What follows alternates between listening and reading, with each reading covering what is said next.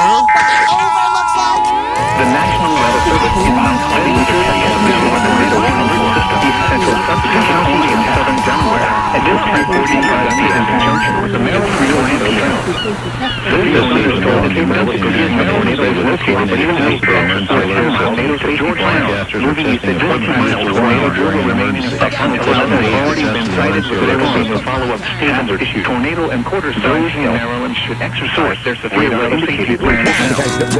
This test also serves as dangerous to those system required monthly tests for homes will be damaged or destroyed. In cooperation with local roofs, state windows, and vehicles will develop this system to provide the public with important emergency information. Locations impacted include Millville. This concludes the statewide tornado threat and Maryland emergency alert system. Take cover now.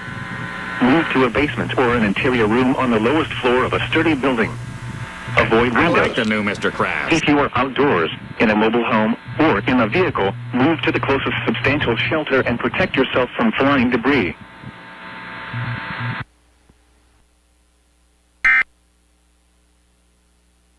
In a little morning television.